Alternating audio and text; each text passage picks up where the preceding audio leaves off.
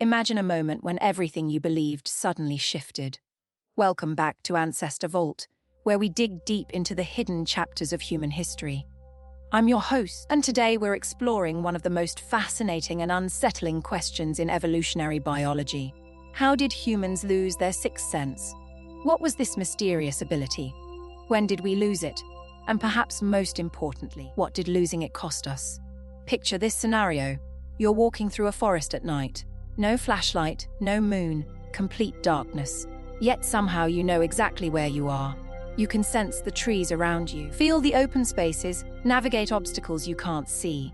You're not using echolocation like a bat or relying on enhanced hearing or smell.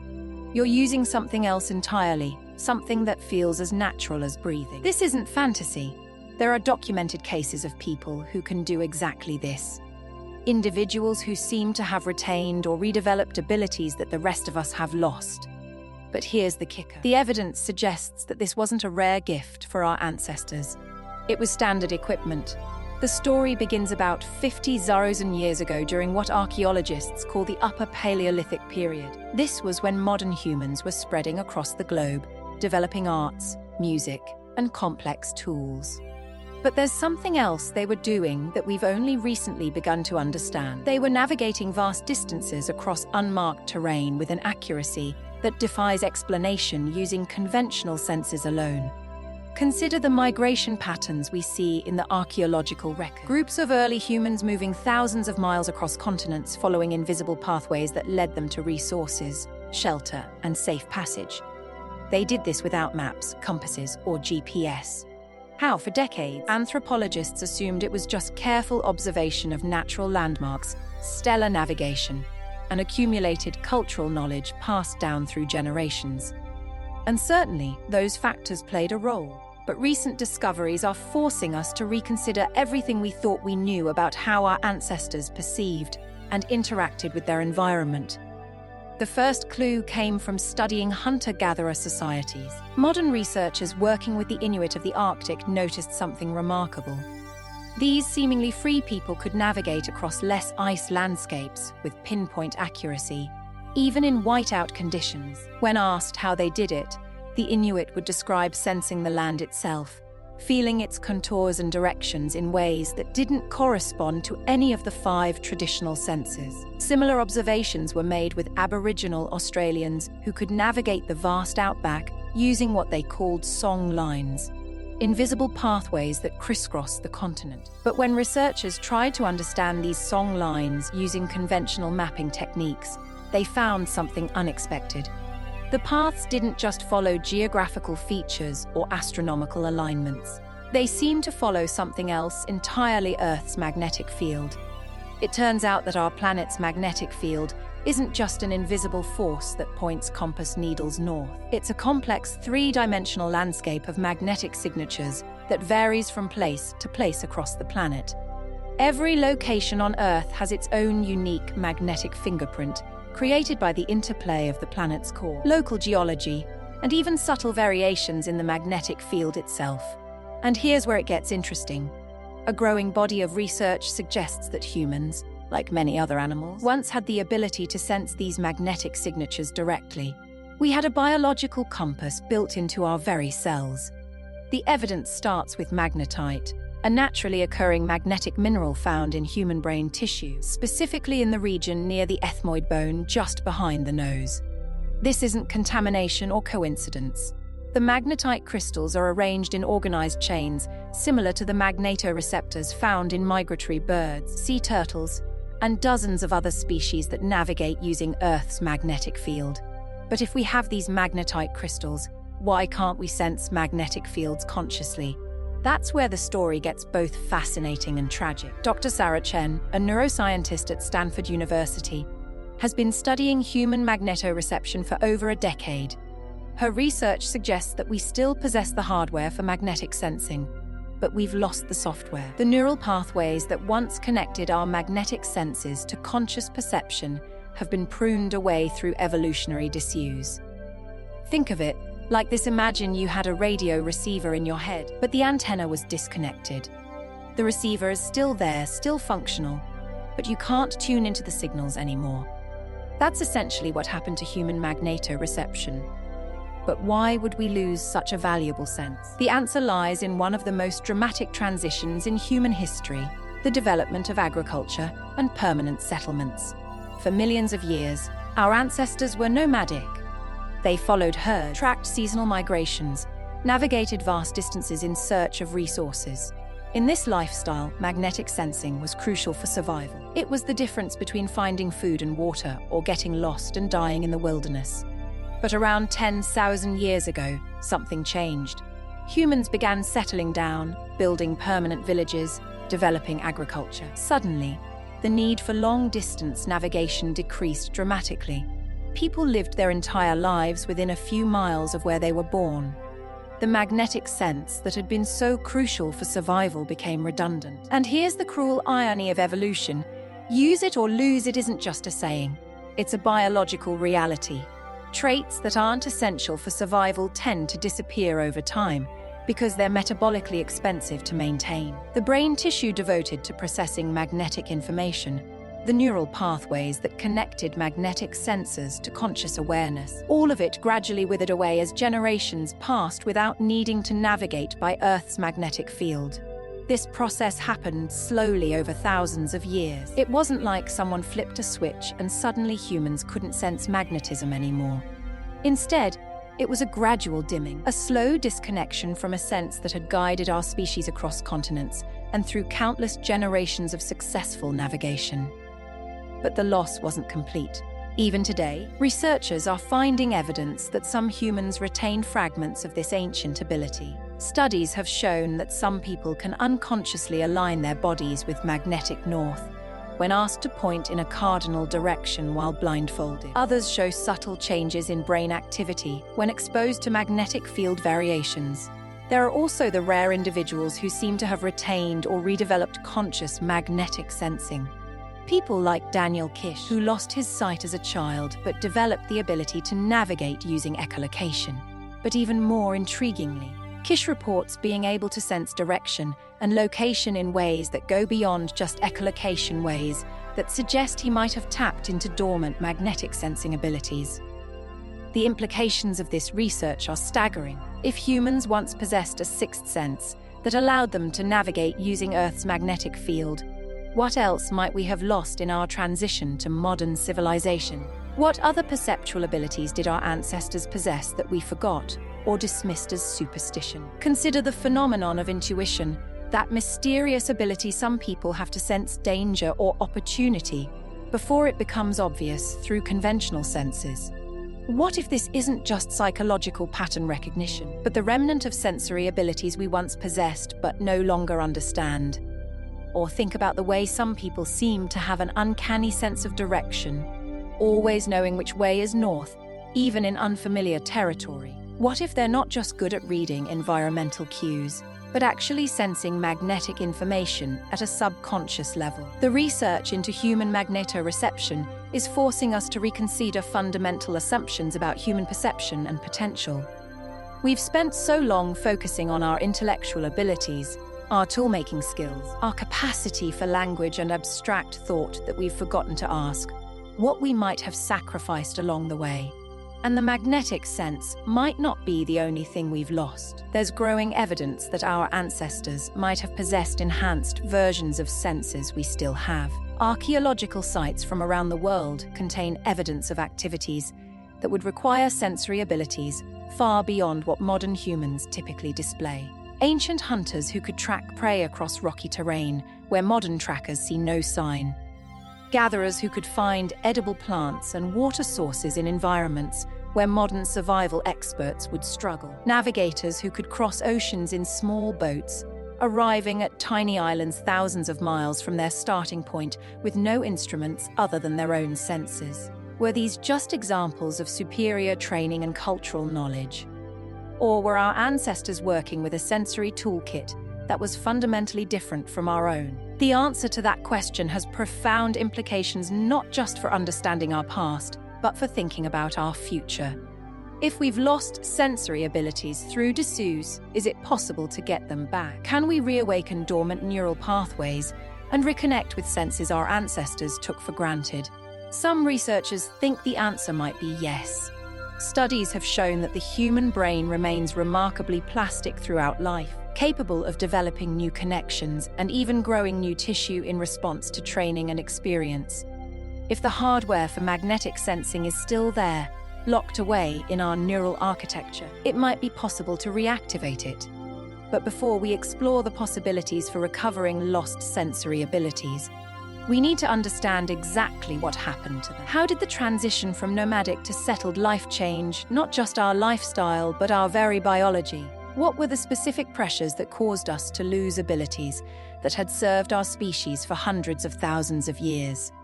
And perhaps most importantly, what did losing our sixth sense cost us beyond just navigation? How did becoming sensory cripples, compared to our ancestors, shape the development of human civilization itself?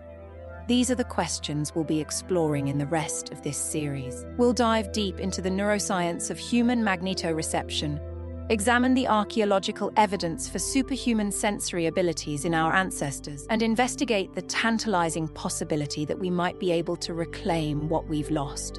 Because the story of how humans lost their sixth sense isn't just about the past. It's about understanding what we are, what we were, and what we might become again. Imagine you're part of a hunter-gatherer band 40,000 years ago. Your survival depends entirely on your ability to read the landscape, to sense where resources lie, to navigate vast territories without getting lost. Every day brings new challenges that require you to push your senses to their absolute limits. You wake before dawn and immediately your magnetic sense orients you. You know exactly which direction the nearest water source lies, even though you've never been to this particular camp before. As you move through the landscape, you're constantly receiving magnetic information about the terrain ahead. Rocky outcroppings have different magnetic signatures than river valleys. Areas rich in iron ore create distinct magnetic anomalies that your brain processes automatically, helping you locate tools and materials.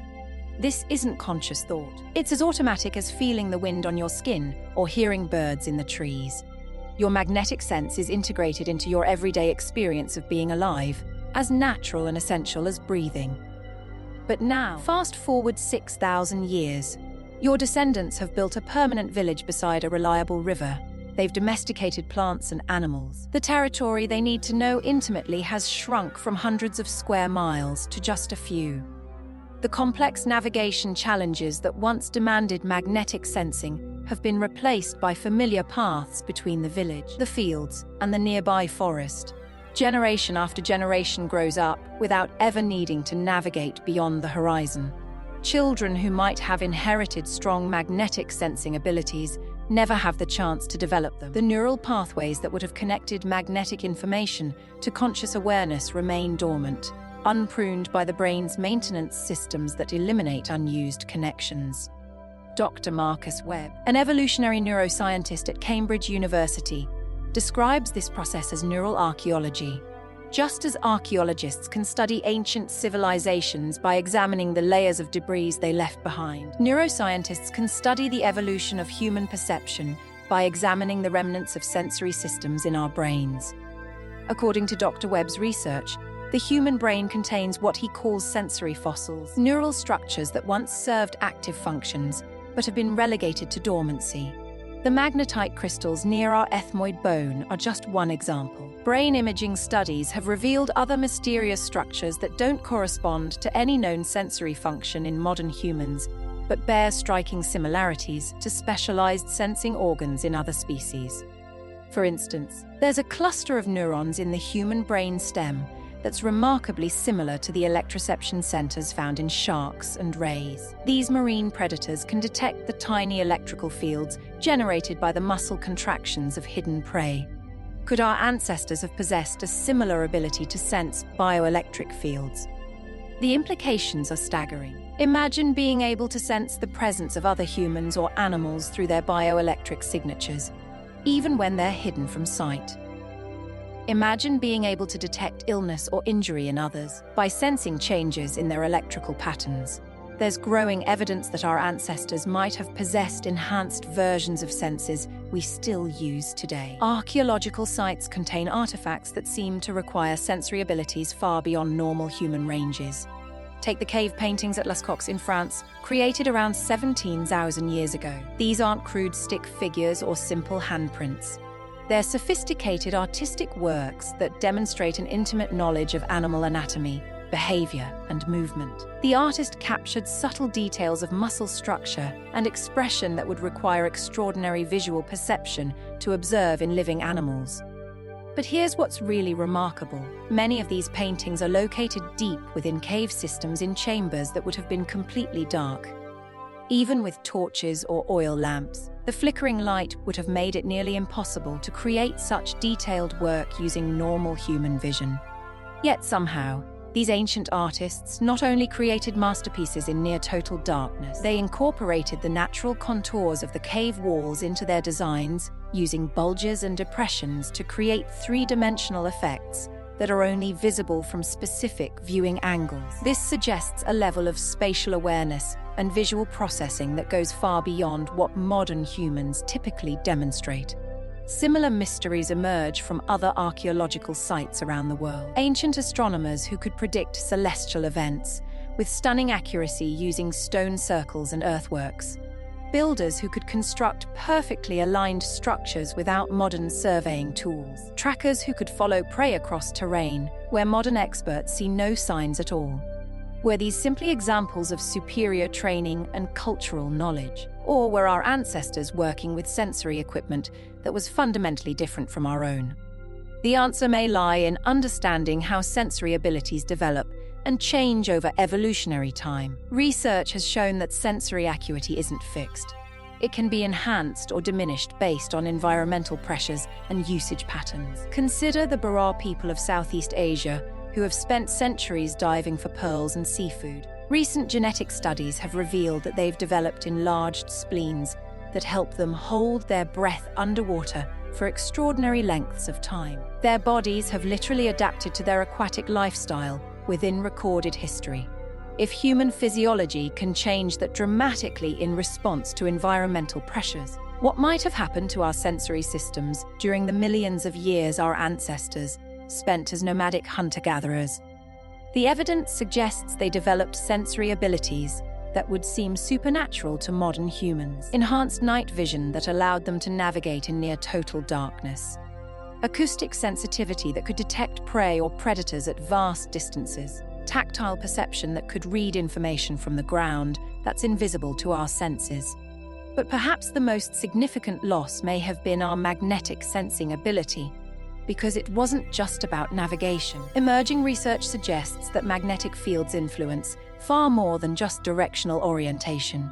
They appear to affect circadian rhythms, sleep patterns, mood regulation, and even cognitive function. Studies have shown that people exposed to disrupted magnetic fields experience disruptions in their sleep-wake cycles, increased anxiety, and decreased cognitive performance. If our ancestors were constantly attuned to Earth's magnetic field, they may have been unconsciously using that information to regulate their biological systems in ways we've completely forgotten. This could explain some of the health and psychological problems that plague modern humans.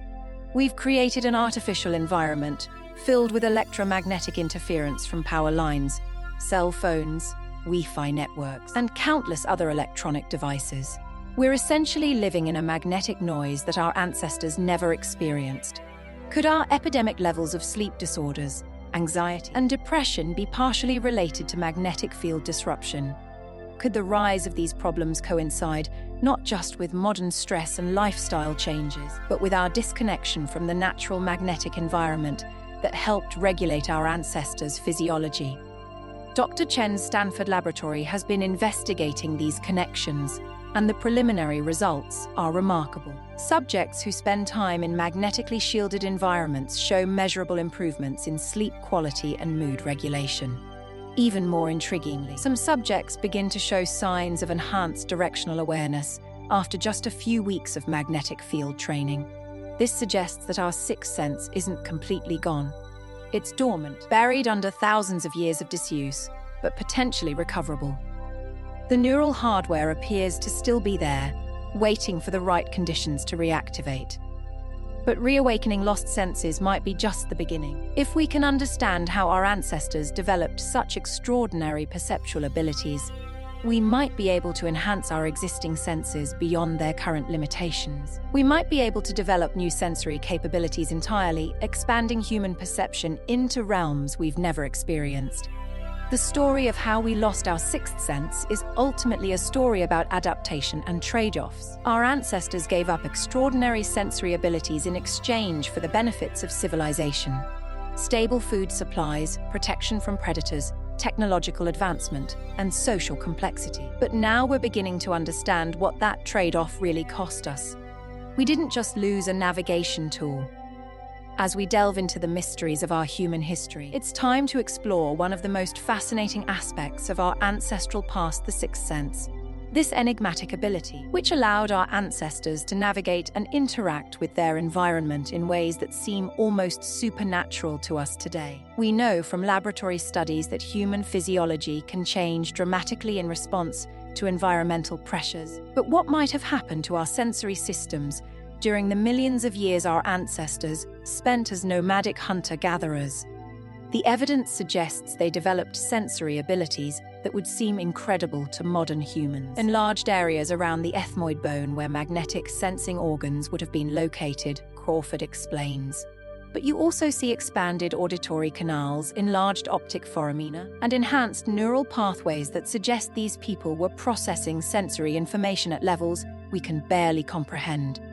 As humans settled into agricultural communities, their skull structures began to shift. The areas associated with enhanced sensory processing gradually reduced in size, while regions associated with social cognition and language processing expanded. We were literally rewiring our brain, trading sensory superpowers for social sophistication.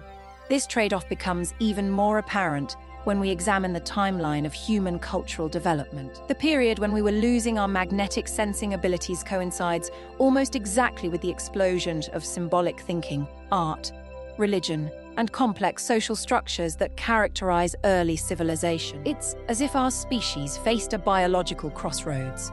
We could remain sensory specialists, maintaining our extraordinary perceptual abilities and continuing to live in small pneumatic groups, or we could sacrifice those abilities to develop the cognitive and social skills necessary for large-scale cooperation and technological advancement. We chose cooperation over perception, and the consequences of that choice are still shaping our species today.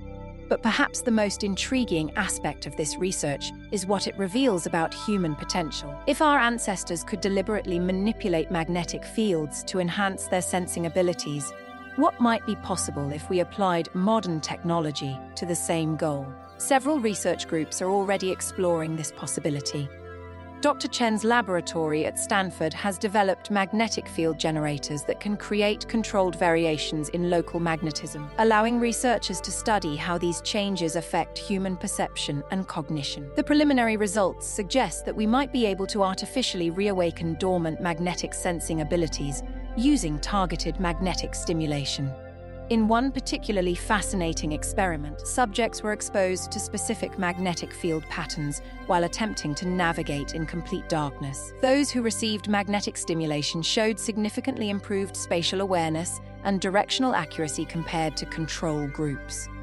Even more remarkably, some subjects reported conscious awareness of magnetic information for the first time in their lives. It was like suddenly being able to see a new color, described one participant. I could feel the direction I was facing, sense the layout of the room, even detect metallic objects through walls.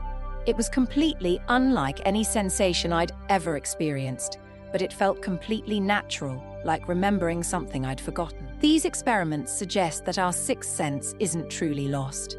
It's simply disconnected. The biological hardware appears to still be functional in many people, waiting for the right conditions to reactivate. We might be able to reclaim our magnetic sensing abilities without waiting for evolutionary change, using technology to bridge the gap between our modern limitations and our ancestral capabilities. But the implications go far beyond just recovering lost abilities. If we can understand the principles our ancestors used to enhance their natural senses, we might be able to push human perception into entirely new territories. Consider the possibilities magnetic sensing abilities that allow us to detect underground resources, navigate in environments where GPS fails, or sense geological instabilities before they become dangerous. Enhanced electromagnetic perception that could help us detect early signs of illness, monitor brain activity, or even facilitate new forms of communication.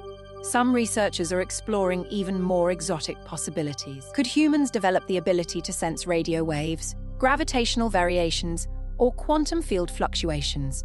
Our ancestors showed that human biology is far more adaptable and capable than we typically assume. What new frontiers of perception might be possible if we deliberately cultivate them? The research into human magnetoreception has also revealed unexpected connections to other aspects of human experience. Studies have shown that people with retained magnetic sensing abilities often report enhanced intuition, better emotional attunement to others, and what they describe as a deeper connection to natural environments. This suggests that our sixth sense wasn't just about navigation. It may have been fundamental to how our ancestors related to their world and to each other. Losing it may have cost us more than just directional awareness. We may have lost a form of environmental and social intelligence that helped bind communities together and maintain harmony with natural systems. Dr. Maria Santos, an anthropologist at the University of São Paulo, has been studying indigenous communities in the Amazon who appear to have retained some magnetic sensing abilities. Her research reveals that these communities demonstrate forms of collective decision-making and environmental awareness that seem impossible without some form of enhanced sensory input. They know when storms are coming days before our weather instruments detect them.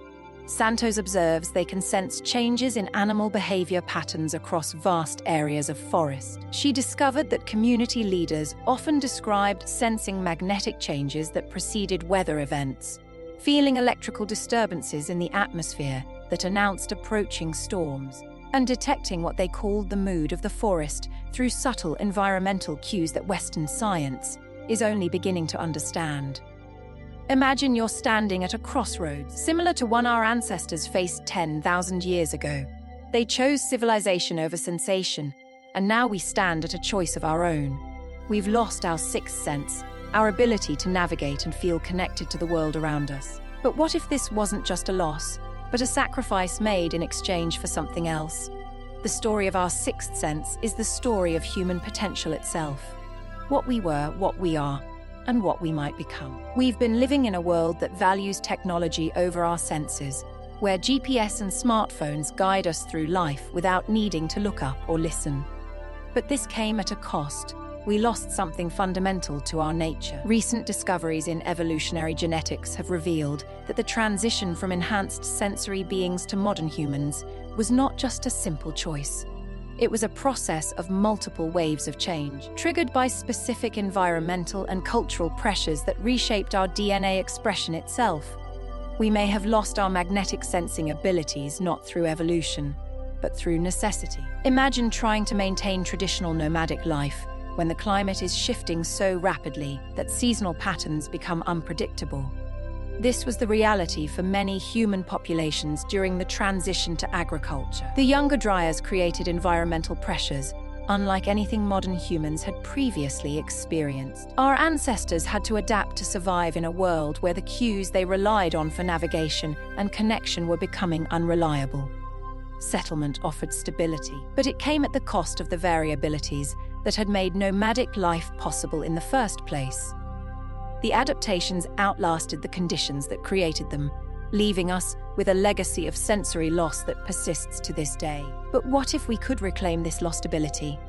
What if our ancestors' navigation skills, which seemed so impressive by contemporary standards, were not just a product of cultural knowledge or training? Genetic analysis reveals that groups that continued to depend on long-distance navigation and environmental awareness maintained the genetic and neural infrastructure necessary to support enhanced senses. Those who settled into agricultural communities experienced rapid sensory degradation as these abilities became unnecessary for survival. But perhaps the most intriguing aspect of this research involves understanding what triggered the initial transition. Why did some human populations choose to abandon the nomadic lifestyle that had served our species so well for millions of years? The answer may lie in a global environmental catastrophe that occurred approximately 12,000 years ago, the Younger Dryas.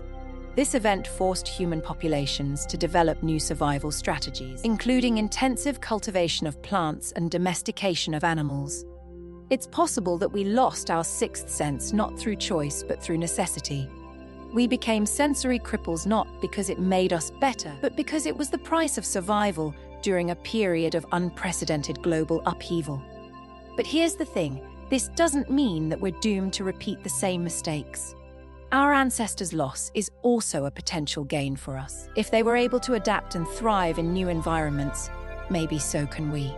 Maybe technology can help us bridge the gap between our modern limitations and our ancestral capabilities. By studying the mechanisms of sensory evolution and exploring how abilities are gained and lost across generations, we may uncover the secrets to reclaiming our lost sixth sense. It's a story that promises a future where humans could navigate without GPS or detect threats through electromagnetic signatures, where we could detect early signs of illness, monitor brain activity, or even facilitate new forms of communication. Our ancestors showed us that human biology is far more adaptable and capable than we typically assume. What if we deliberately cultivate these abilities? What if we develop a technology that enhances our senses, allowing us to tap into the same magnetic information that guided our ancestors? The lost sixth sense that once helped our ancestors traverse vast landscapes might soon help us navigate the complex challenges of the modern world. But it starts with understanding exactly what we're trying to recover and why our species was willing to give it up in the first place. We need to go deeper into the mechanisms of sensory evolution, exploring how abilities are gained and lost across generations, and examining what the future might hold for human perception. The story of our sixth sense is ultimately the story of human potential itself, what we were, what we are, and what we might become.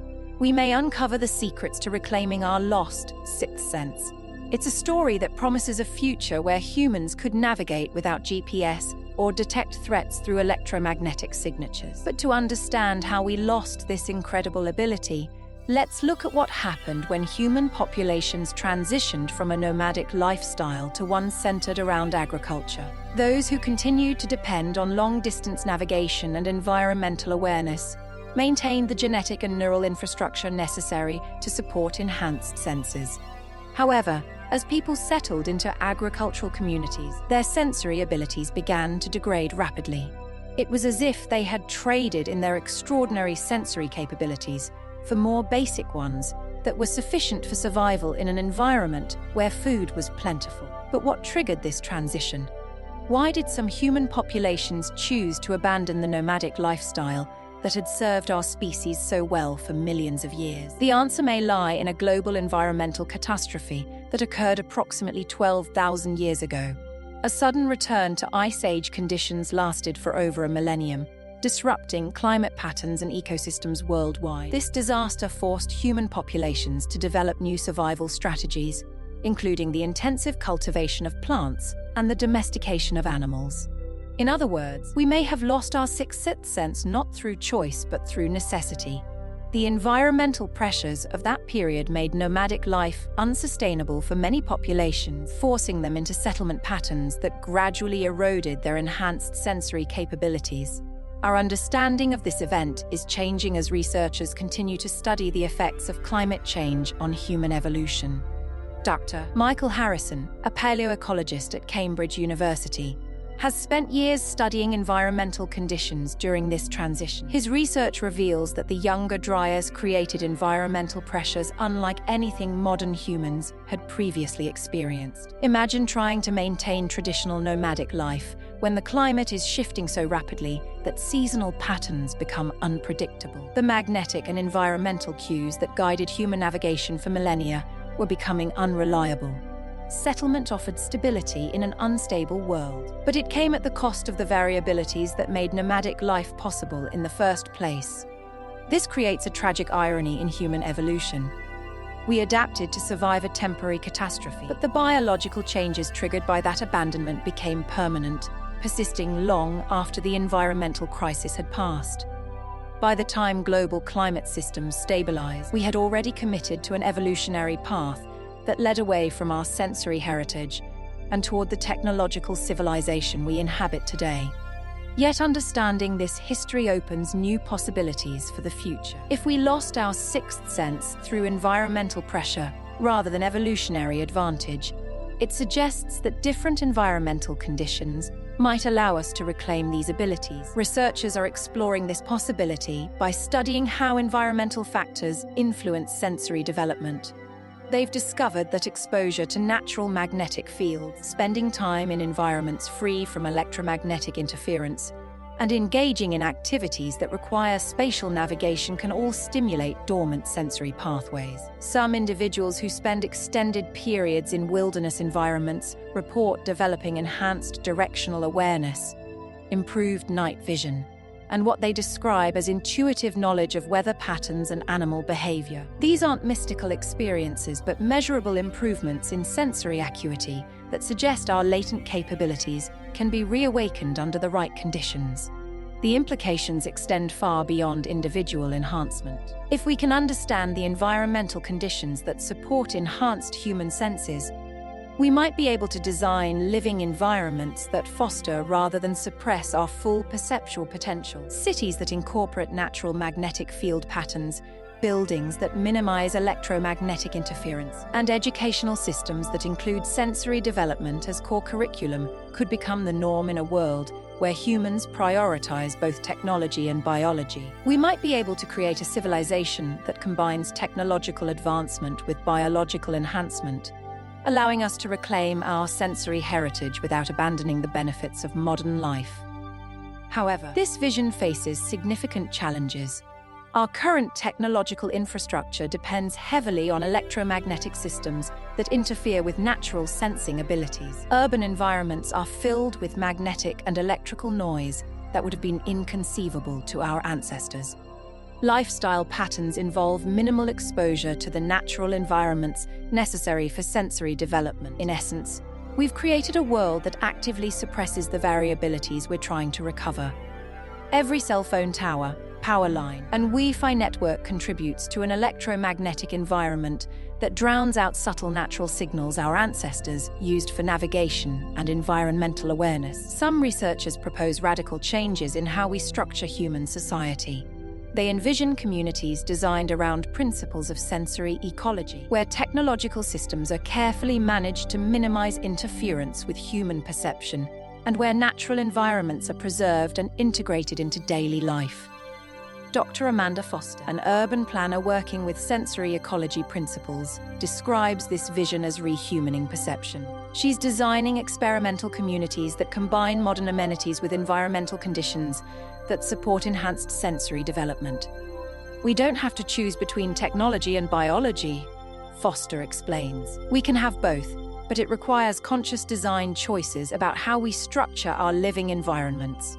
We need to think about electromagnetic ecology the same way we think about air and water quality. These experimental communities are already showing promising results. Residents report improved sleep patterns, enhanced mood stability, and measurable improvements in spatial awareness and directional navigation. Some individuals begin to demonstrate conscious awareness of magnetic fields for the first time in their lives. The research suggests that our sixth sense isn't permanently lost, but temporarily suppressed by environmental conditions that interfere with its expression. Change those conditions, and the abilities start to return. This discovery has attracted attention from unexpected sources, including military organizations, space agencies, medical researchers, and technology companies. Military organizations are interested in soldiers who could navigate without GPS systems that can be jammed or disabled. Space agencies are exploring how enhanced human senses might aid in extraterrestrial exploration. Medical researchers are investigating whether sensory enhancement might help treat various neurological conditions. Technology companies are beginning to recognize the potential value of enhanced human perception. The convergence of these interests is creating a new field of research that combines neuroscience, environmental design, and technology development. Researchers are working to understand not just how our ancestors developed extraordinary sensory abilities, but how we might surpass them using a combination of biological enhancement and technological augmentation. The goal isn't simply to return to our ancestral capabilities, but but to transcend them entirely. We might develop magnetic sensing abilities that exceed anything our ancestors possessed, or learn to consciously perceive electromagnetic fields, gravitational variations, or other environmental factors that were always present but never accessible to human awareness. Some researchers are exploring even more exotic possibilities.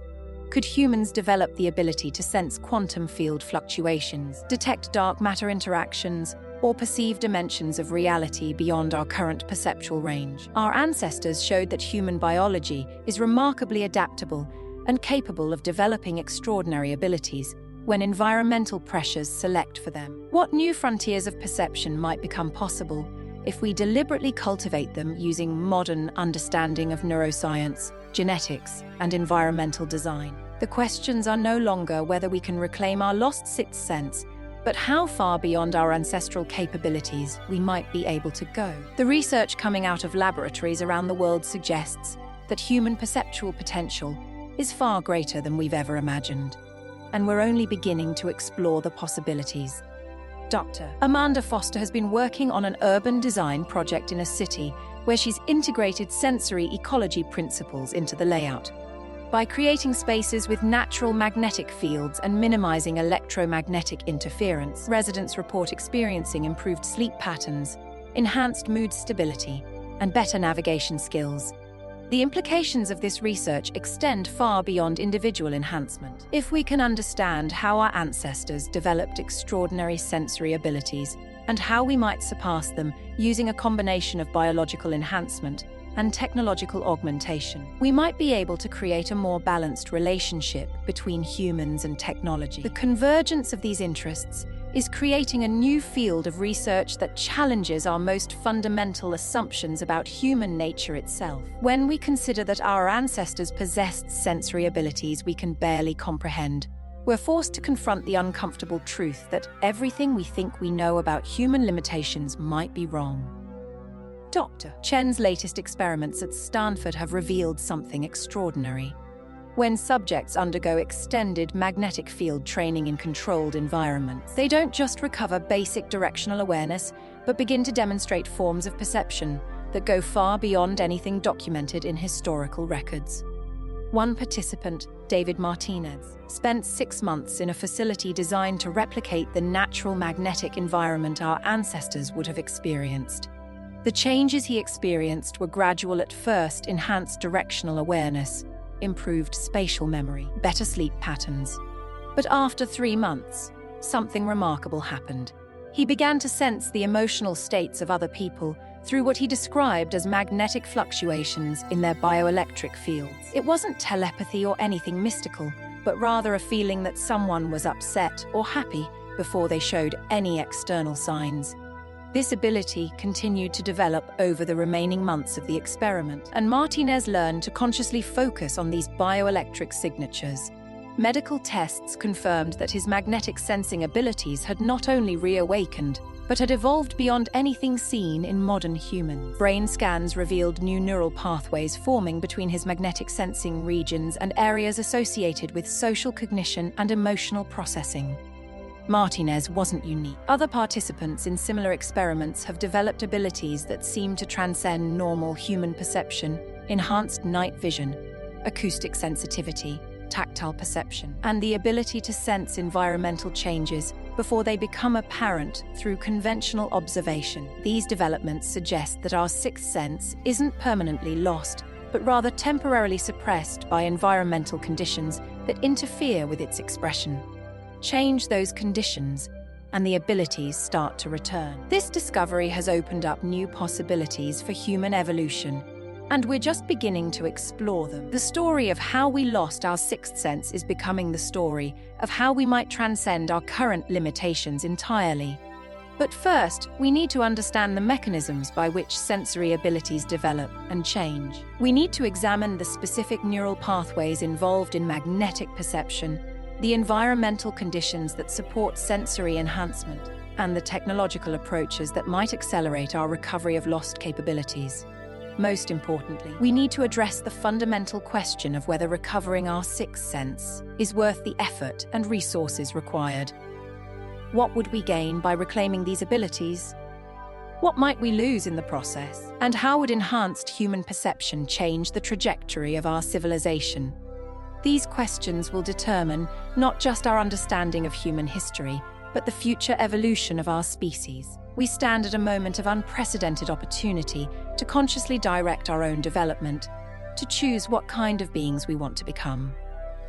The choices we make now will echo through generations, shaping the sensory world our descendants will inhabit. The question isn't just sense, but whether we have the wisdom to use it responsibly, and the courage to transform ourselves in ways that serve not just our own interests, but the future of consciousness itself. Understanding how our ancestors developed extraordinary sensory abilities can provide us with a deeper appreciation for the complexity of human evolution and the potential for growth and transformation. By exploring the possibilities of sensory enhancement, we might be able to unlock new frontiers of perception and create a more balanced relationship between humans and technology.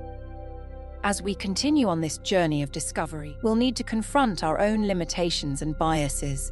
We'll need to be willing to challenge our assumptions about what it means to be human, and to explore the full extent of our potential. But with careful consideration and deliberate design choices, we can create a future where humans prioritize both technology and biology. We might build cities that incorporate natural magnetic field patterns, buildings that minimize electromagnetic interference, and educational systems that include sensory development as core curriculum. We might develop technologies that support rather than suppress human perception and allow us to thrive in harmony with the environment. The possibilities are endless, and we're just beginning to explore them. The story of how we lost our sixth sense is becoming the story of how we might transcend our current limitations entirely. But first, we need to understand the mechanisms by which sensory abilities develop and change. We need to examine the specific neural pathways involved in magnetic perception, the environmental conditions that support sensory enhancement, and the technological approaches that might accelerate our recovery of lost capabilities.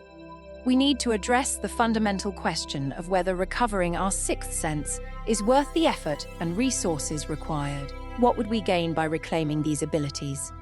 What might we lose in the process? And how would enhanced human perception change the trajectory of our civilization? These questions will determine not just our understanding of human history, but the future evolution of our species.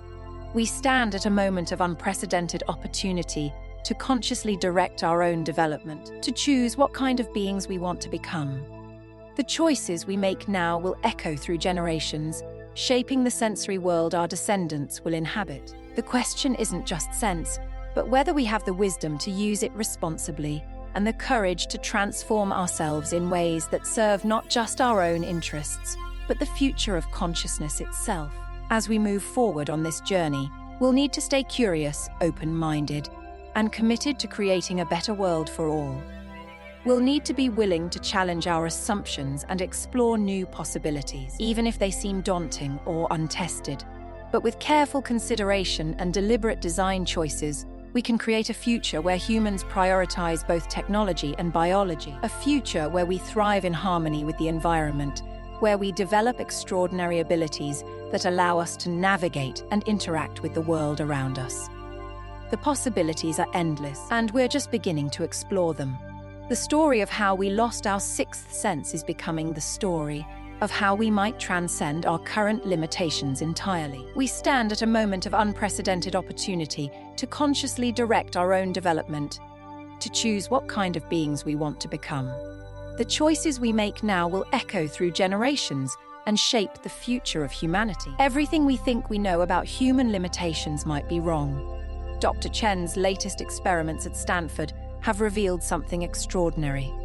When subjects undergo extended magnetic field training in controlled environments, they don't just recover basic directional awareness. They begin to demonstrate forms of perception that go far beyond anything documented in historical records. A software engineer named David Martinez spent 6 months in a specially designed facility that replicated the natural magnetic environment our ancestors would have experienced. The building was constructed with materials that created no electromagnetic interference. positioned in a location with stable geological magnetic properties and designed to minimize exposure to artificial electrical fields. The changes Martinez experienced were gradual at first: enhanced directional awareness, improved spatial memory, better sleep patterns. But after 3 months, something remarkable happened. He began to sense the emotional states of other people through what he described as magnetic fluctuations in their bioelectric fields. It wasn't telepathy or anything mystical. Martinez explains it was more like being able to feel the electrical activity of someone's nervous system. When people were stressed, anxious, or excited, their bioelectric patterns would shift in ways I could detect. It was completely unconscious at first, just a feeling that someone was upset or happy before they showed any external signs. This ability continued to develop over the remaining months of the experiment. Martinez learned to consciously focus on these bioelectric signatures, eventually becoming able to detect medical conditions, emotional disturbances, and even cognitive states in other people with remarkable accuracy. Medical tests confirmed that his magnetic sensing abilities had not only reawakened, but had evolved beyond anything seen in modern humans. Brain scans revealed new neural pathways forming between his magnetic sensing regions and areas associated with social cognition and emotional processing. Martinez wasn't unique. Other participants in similar experiments have developed abilities that seem to transcend normal human perception. Enhanced night vision that allows navigation in complete darkness, acoustic sensitivity that can detect sounds far beyond the normal human range, tactile perception so refined that they can read surface textures invisible to normal touch.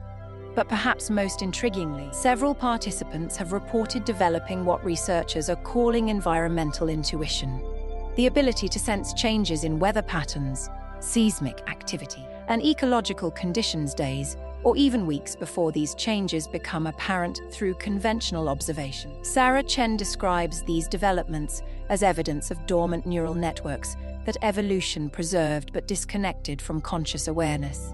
We're not creating new abilities, we're reactivating ancient ones that have been waiting in our neural architecture for the right conditions to express themselves again. The implications are staggering. If these abilities can be recovered and enhanced through environmental manipulation and training, it suggests that human potential has been artificially constrained by the conditions of modern life. We've been living as sensory invalids, unaware of the vast perceptual landscape that should be our birthright. But the research also raises profound questions about the nature of consciousness itself. If our ancestors possessed forms of perception that allowed them to sense the emotional and physical states of others, to predict environmental changes, and to navigate using information invisible to modern humans, what did their subjective experience of reality look like? Dr. Amanda Foster's experimental communities are providing glimpses of this ancestral consciousness. Residents who spend extended periods in electromagnetically clean environments report not just enhanced senses, but fundamental shifts in how they experience being alive. It's like the volume has been turned up on reality, describes Maria Santos, a resident of Foster's first experimental community in Northern California. Colors seem more vivid, sounds carry more information, even the air feels different. But it's more than just enhanced senses. It's like I'm more connected to everything around me, more aware of the subtle patterns that connect all living things. Santos isn't alone in reporting these experiences. Community residents consistently describe developing what they call ecological awareness, an intuitive understanding of natural systems that goes far beyond intellectual knowledge. They know when storms are approaching, sense changes in animal behavior patterns, and feel the health of plant communities in ways that seem impossible through conventional perception alone. These reports align with historical accounts from indigenous cultures around the world. Shamans and traditional healers have long claimed abilities to sense illness, predict weather, and communicate with natural systems in ways that Western science dismissed as superstition. The experimental communities suggest that these weren't mystical practices, but the practical application of enhanced sensory abilities that were once common to all humans. The research is forcing scientists to reconsider fundamental assumptions about the relationship between consciousness and perception. If our ancestors experienced reality through a vastly expanded sensory apparatus, Their understanding of the world would have been fundamentally different from ours. They wouldn't have seen themselves as separate from nature, but as integral parts of interconnected systems they could directly perceive. This perspective offers new insights into some of the most puzzling aspects of prehistoric human behavior. The sophisticated astronomical knowledge demonstrated by ancient monuments like Stonehenge and the pyramids, the ecological wisdom embedded in traditional agricultural practices that sustained civilizations for thousands of years, the social structures that maintained cooperation in large groups without formal institutions of control. All of these achievements might have been possible because our ancestors had access to information channels that are closed to modern humans. They could sense the subtle electromagnetic patterns that connect all living systems. They could detect the bioelectric signatures that reveal the emotional and physical states of others. They could perceive the environmental fluctuations that predict changes in weather, seasons, and resource availability. From this perspective, the development of modern civilization wasn't just about technological advancement, but finding ways to compensate for lost sensory abilities through external tools and social institutions. We invented compasses because we lost our magnetic sense. We developed weather prediction systems because we could no longer feel atmospheric changes directly. We created complex social hierarchies because we lost the ability to sense the emotional and social dynamics of our communities intuitively. But now that we're beginning to understand what we lost, we can start to imagine what we might regain. The experimental communities are proving that enhanced sensory abilities can be recovered.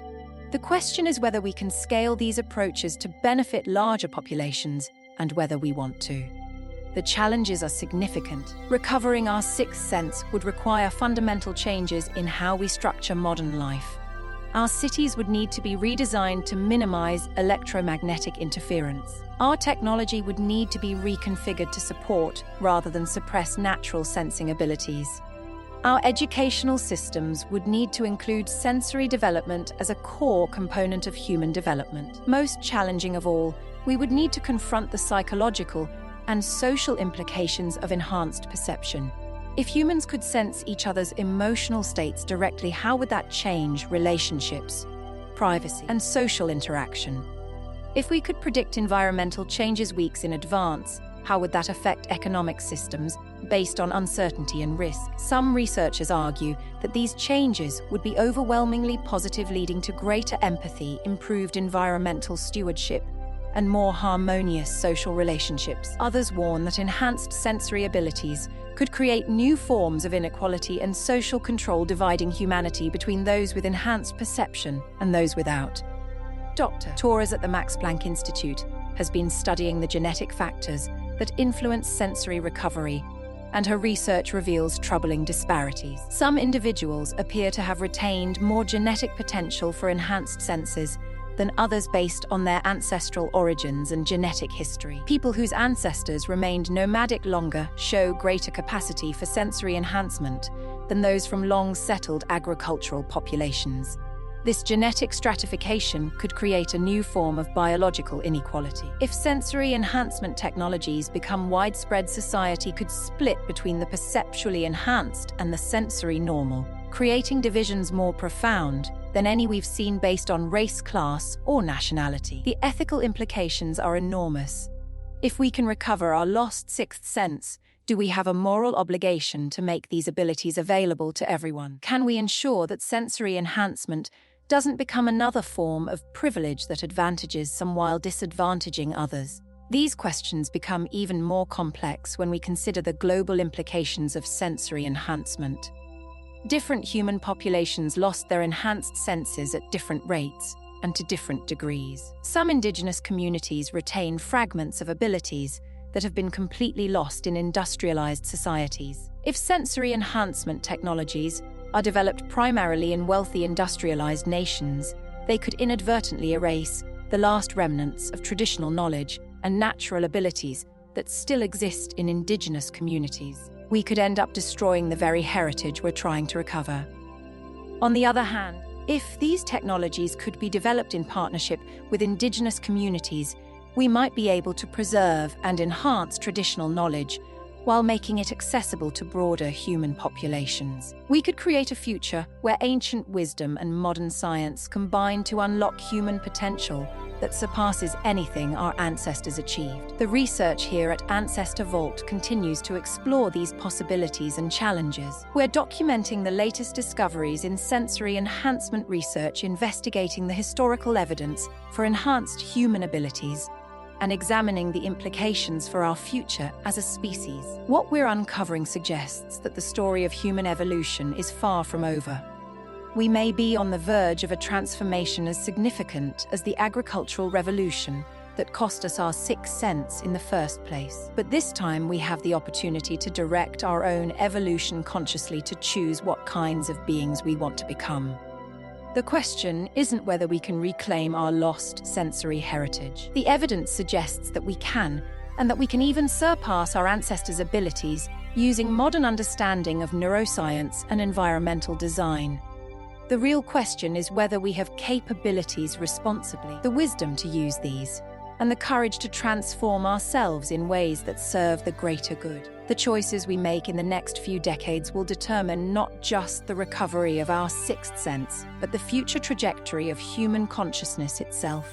We stand at a crossroads that could lead to unprecedented human enhancement, or new forms of division and inequality that make our current problems seem trivial by comparison. The story of how humans lost their sixth sense is becoming the story of how we might transcend our current limitations entirely.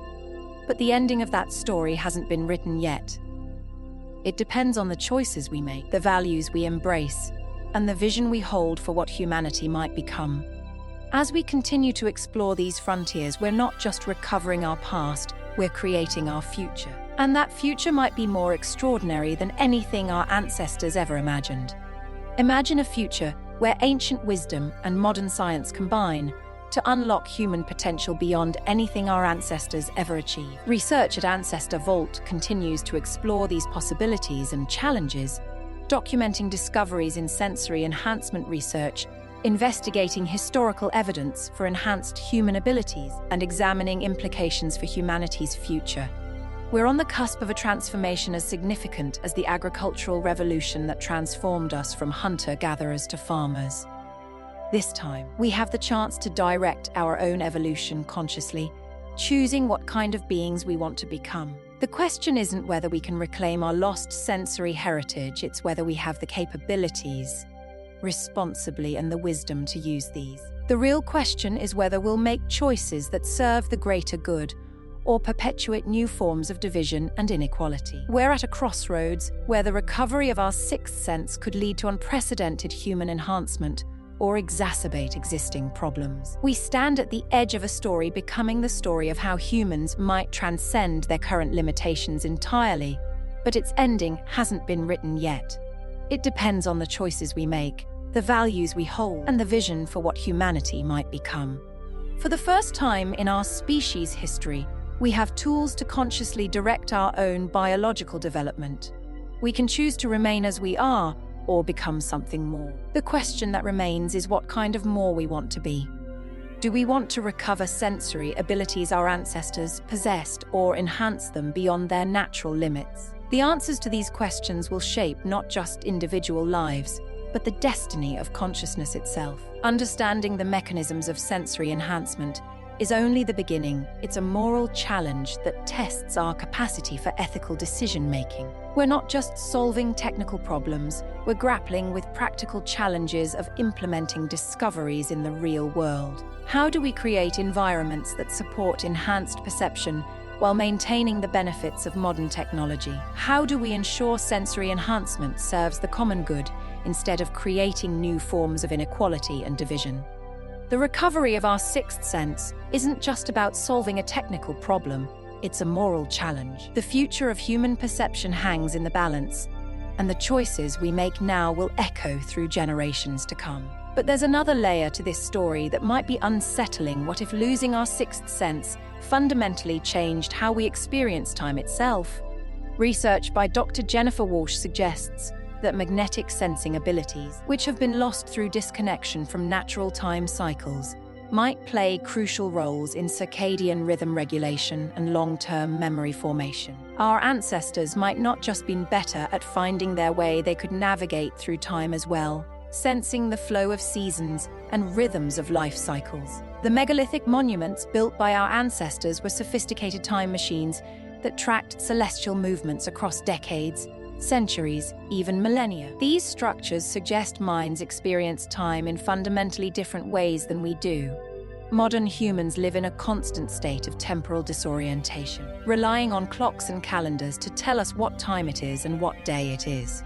We've lost touch with natural rhythms, leading to epidemic levels of sleep disorders, seasonal depression, and temporal anxiety, a pervasive sense of being disconnected from the flow of time. However, research suggests that our magnetic sensing system wasn't just about detecting direction, it was part of a broader perceptual apparatus that allowed our ancestors to navigate through space-time itself. Losing this ability didn't just make us spatially disoriented, it made us temporally adrift, cut off from the natural rhythms that guided human life for millions of years. This temporal disconnection might explain some of modern civilization's most pressing challenges, including climate change, environmental degradation, and resource depletion. Our inability to respond effectively to long-term threats makes sense when we're unable to perceive deep patterns connecting past, present, and future into a coherent flow. But the research also suggests that these temporal sensing abilities might be recoverable along with our magnetic perception. Several participants in sensory enhancements experiments report developing what they describe as future sense, the ability to intuitively anticipate events and consequences in ways beyond normal analytical prediction. Residents of Dr. Amanda Foster's experimental communities are becoming laboratories for temporal perception, reporting improved ability to plan for the future, make long-term decisions, and sense the optimal timing for various activities. It's like having access to a broader view of time, a view that allows us to navigate the flow of events across weeks and months. The implications for addressing global challenges are profound. If we could restore our temporal sensing abilities, we might develop the collective wisdom necessary to address long-term threats. We might be able to sense consequences far enough in advance to make different choices. However, temporal enhancement raises disturbing questions about free will and determinism. If humans could sense future events with greater accuracy, how would that affect our understanding of choice and responsibility? Would enhanced temporal perception lead to fatalism and passivity, or enable more effective action based on better information about consequences? Dr. Walsh's research suggests that temporal sensing doesn't eliminate free will, but enhances it by providing better information about the likely outcomes of different choices. Participants report feeling more empowered to make decisions, not less, because they can sense which actions are likely to lead to desired outcomes. The research is still in its early stages, but the implications are revolutionary. We're on the cusp of a transformation that could change humanity's destiny, and it begins with the recovery of our sixth sense. We're standing at a crossroads in human evolution, where we have the power to consciously recover abilities our ancestors lost thousands of years ago. The research is telling us that our temporal sensing abilities might be recoverable along with our magnetic perception. Several participants in sensory enhancements experiments are developing what they describe as future sense, the ability to intuitively anticipate events and consequences in ways that go far beyond normal analytical prediction. Imagine having access to a broader view of time, where you can sense the flow of events across weeks and months. You know when to plant crops, when to make important decisions, when to wait for better opportunities. It's not magical thinking, it's just having access to temporal information that's always been there, but was being drowned out by electromagnetic noise. These reports suggest that recovering our sixth sense might give us more than enhanced navigation abilities.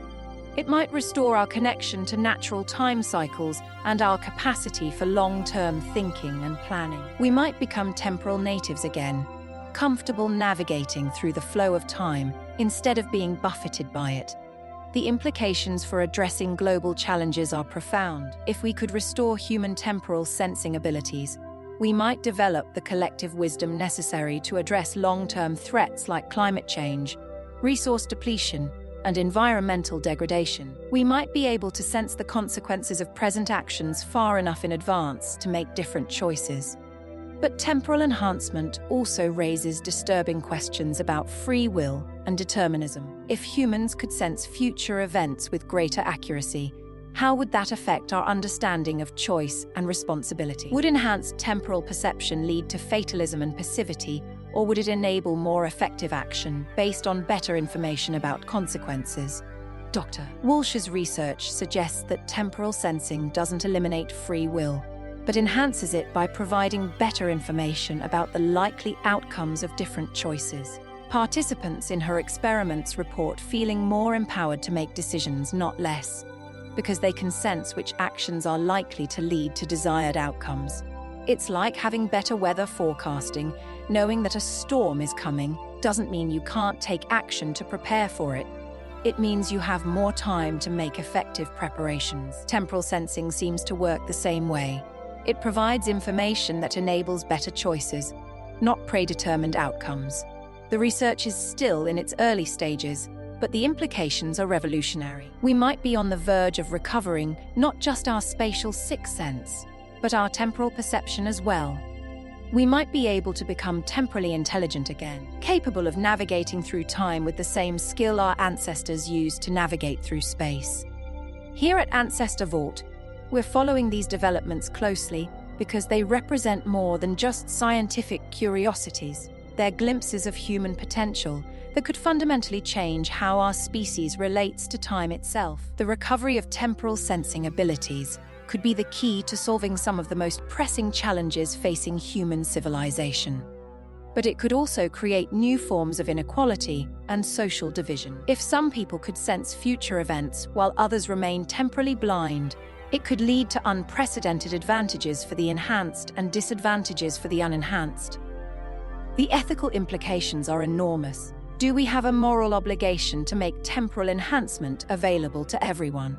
Can we ensure that enhanced time perception serves the common good, rather than creating new forms of privilege and exploitation? How do we prevent temporal sensing from becoming another tool of social control and manipulation? These questions become even more complex when we consider that different human populations might have retained different levels of temporal sensing ability. Some indigenous communities report traditional practices that seem to involve forms of future prediction and long-term planning that go far beyond normal analytical capabilities. If temporal enhancement technologies are developed without input from these communities, we might inadvertently destroy the last remnants of traditional temporal knowledge while failing to understand the full scope of what we're trying to recover. The research suggests that we're approaching a critical juncture in human evolution.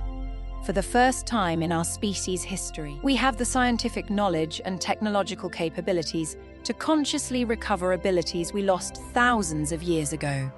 But we also have the power to enhance those abilities beyond anything our ancestors possessed. We could become beings capable of navigating through both space and time with unprecedented skill and awareness.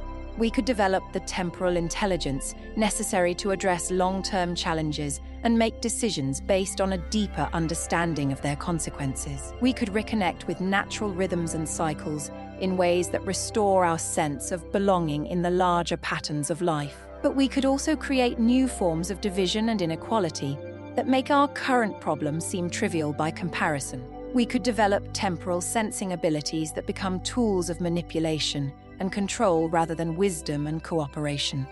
The choices we make in the next few decades will determine which path we take. The story of how humans lost their sixth sense is becoming the story of how we might recover. Not just spatial awareness, but temporal intelligence itself. The future of human consciousness hangs in the balance, and we're running out of time to make the right choices.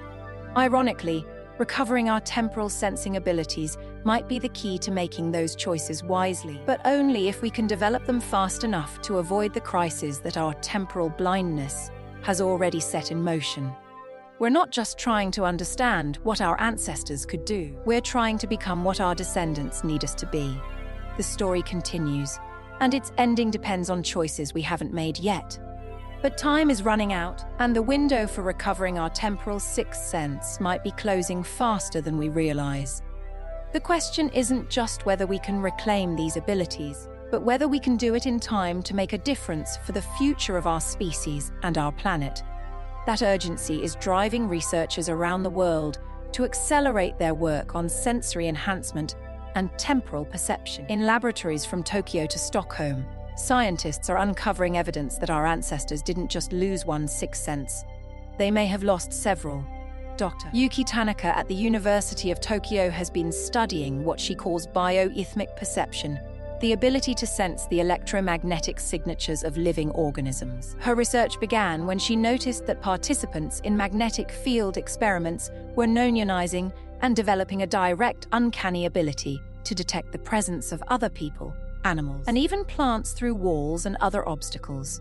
Initially, Tanaka assumed this was some form of enhanced hearing or smell, but controlled experiments ruled out those explanations. Subjects were able to detect living organisms in soundproof, scent-proof chambers from distances that made conventional sensory explanation impossible. Brain scans revealed activation in regions associated with electromagnetic processing, not traditional sensory areas. The breakthrough came when Tanaka realized that all living things generate measurable bioelectric fields through their cellular activity, hearts beating, muscles contracting, neurons firing. All of these biological processes create electromagnetic signatures that vary from species to species and even from individual to individual.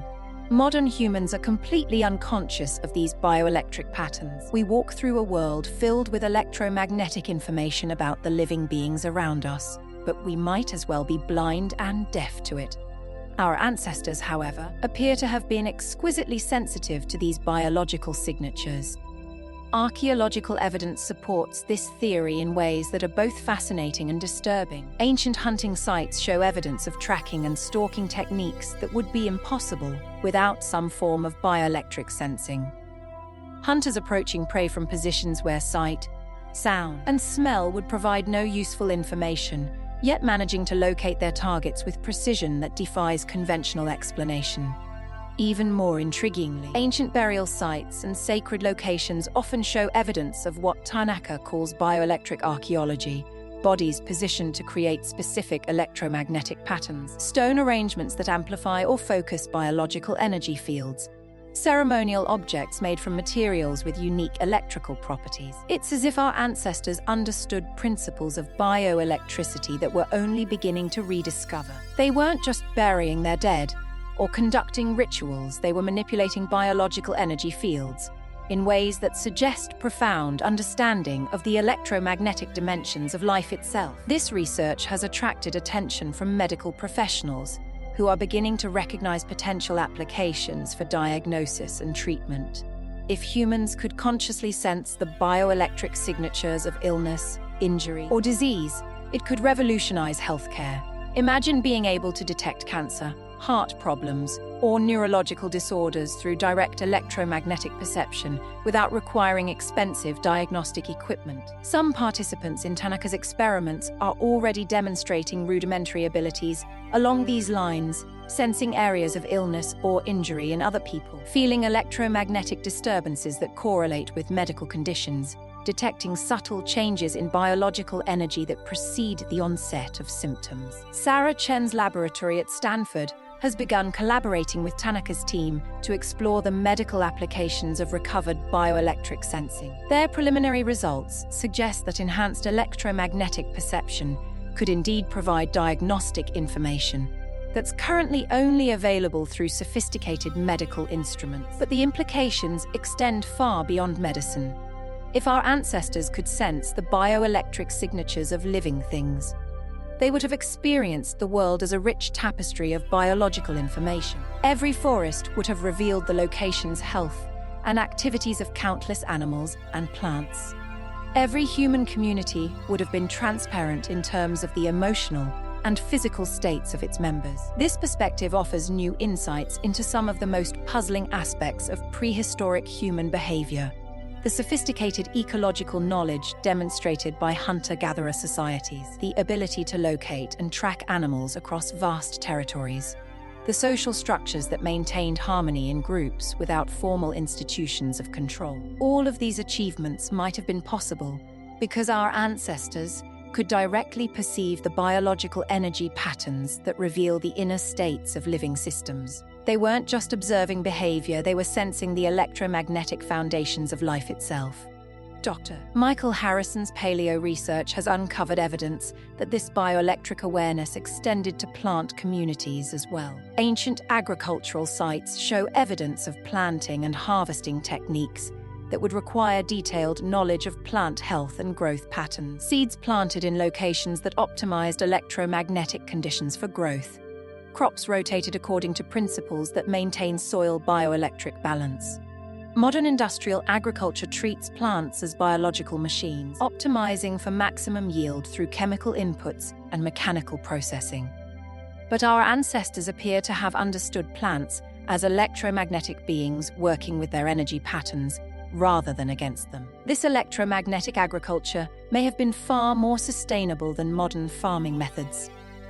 Instead of depleting soil through chemical inputs, it maintained and enhanced the bioelectric health of entire ecosystems. As we continue on this journey, we're facing a critical choice to reclaim our lost abilities or to remain temporarily blind until it's too late to change course. The future of human consciousness hangs in the balance, and we must decide how we want to proceed. Will we rise to the challenge and become what our descendants need us to be? Or will we falter and succumb to the crisis that our temporal blindness has already set in motion? We're not just talking about recovering a lost ability, we're talking about redefining what it means to be human. We're talking about reclaiming our connection to natural rhythms and cycles. We're talking about becoming temporal natives again, comfortable navigating through the flow of time instead of being buffeted by it. The choices we make in the next few decades will determine which path we take. The story of how humans lost their sixth sense is becoming the story of how we might recover. But the recovery of temporal sensing abilities is not just about science or technology, it's about our very way of life. We're on the cusp of a revolution that could change the course of human history. We have the power to consciously recover abilities we lost thousands of years ago, and to develop new technologies that can help us navigate through time with unprecedented skill and awareness. But we also have the risk of creating new forms of division and inequality that make our current problems seem trivial by comparison. We could develop temporal sensing abilities that become tools of manipulation and control rather than wisdom and cooperation. The stakes are high, and the clock is ticking. We must decide whether we're willing to take the leap of faith necessary to reclaim our lost abilities and redefine what it means to be human. The future of human consciousness hangs in the balance, and we must choose wisely. We have the power to create a new era of human evolution, one that's based on temporal intelligence and wisdom rather than temporal blindness and ignorance. We have the power to become what our descendants need us to be, but we also have the risk of failing and succumbing to the crisis that our temporal blindness has already set in motion.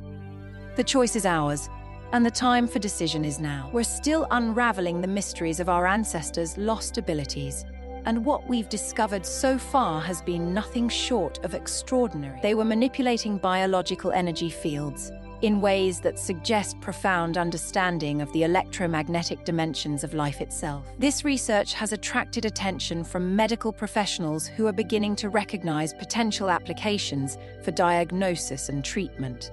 If humans could consciously sense the bioelectric signatures of illness, injury, or disease, it could revolutionize healthcare. Imagine being able to detect cancer, heart problems, or neurological disorders through direct electromagnetic perception without requiring expensive diagnostic equipment. Some participants in Tanaka's experiments are already demonstrating rudimentary abilities along these lines. They report sensing areas of illness or injury in other people, feeling electromagnetic disturbances that correlate with medical conditions, detecting subtle changes in biological energy that precede the onset of symptoms. Sarah Chen's laboratory at Stanford has begun collaborating with Tanaka's team to explore the medical applications of recovered bioelectric sensing. Their preliminary results suggest that enhanced electromagnetic perception could indeed provide diagnostic information that's currently only available through sophisticated medical instruments. But the implications extend far beyond medicine.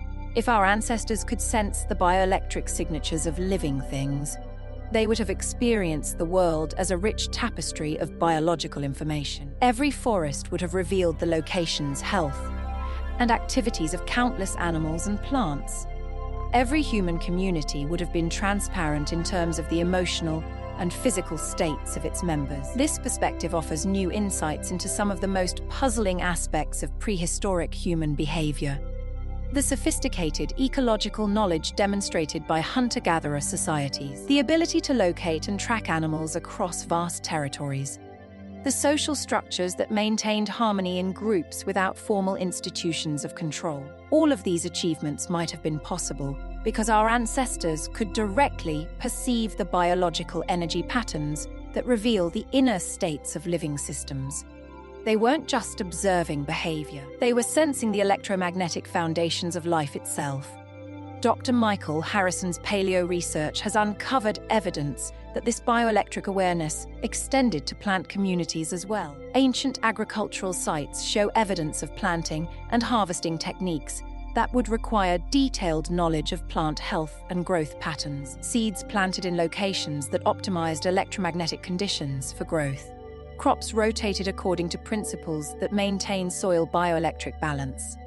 Modern industrial agriculture treats plants as biological machines, optimizing for maximum yield through chemical inputs and mechanical processing. But our ancestors appear to have understood plants as electromagnetic beings working with their energy patterns rather than against them. This electromagnetic agriculture may have been far more sustainable than modern farming methods. Instead of depleting soil through chemical inputs, it maintained and enhanced the bioelectric health of entire ecosystems. Instead of fighting plant diseases and pests, it created electromagnetic conditions that naturally promoted plant immunity and resilience. Some researchers are beginning to explore whether bioelectric agriculture could help address current environmental challenges. Could understanding plant electromagnetic patterns help us develop farming methods that restore rather than deplete soil health? Could bioelectric sensing help us detect and address environmental problems before they become visible through conventional observation? The experimental communities established by Dr. Amanda Foster are becoming testing grounds for these possibilities. Residents with recovered electromagnetic sensing abilities are experimenting with gardening and farming techniques based on bioelectric principles. Their preliminary results suggest significant improvements in plant health, yield, and soil condition compared to conventional methods. But perhaps the most intriguing aspect of this research involves understanding how bioelectric sensing might have influenced human social evolution. If our ancestors could sense each other's electromagnetic states directly, their social interactions would have been fundamentally different from ours. Deception would have been nearly impossible when emotional and physical states were electromagnetically visible. Social hierarchies would have been based on actual competence and contribution, rather than manipulation or coercion. Group decision-making would have been informed by direct perception of each member's knowledge, experience, and emotional investment in different outcomes. This electromagnetic transparency might explain why prehistoric human societies seem to have been more egalitarian and cooperative than later civilizations. It wasn't just cultural preference, it was biological necessity. In groups where everyone could sense everyone else's inner states, maintaining harmony and cooperation would have been essential for survival. Losing bioelectric sensing abilities would have fundamentally changed human social dynamics. Suddenly, people could hide their true intentions, manipulate others through deception, accumulate power through information asymmetries. The loss of electromagnetic transparency might have been a necessary precondition for the development of complex, hierarchical societies. This perspective casts the transition to agricultural civilization in a different light. We didn't just lose our connection to nature when we settled into permanent communities. We lost our connection to each other. The bioelectric bonds that had maintained social cohesion for millions of years were severed, forcing us to develop new institutions of control and cooperation. Dr. Torres's genetic research suggests that the loss of bioelectric sensing followed the same pattern as magnetic perception. The abilities weren't eliminated but systematically suppressed through epigenetic changes, that accumulated across generations of settled life. This means that bioelectric sensing might be recoverable along with our other lost perceptual abilities. Several participants in sensory enhancement experiments are already demonstrating rudimentary bioelectric awareness, sensing the electromagnetic signatures of plants, animals, and other humans in controlled laboratory conditions. But recovering bioelectric sensing raises profound ethical questions about privacy, autonomy, and social organization.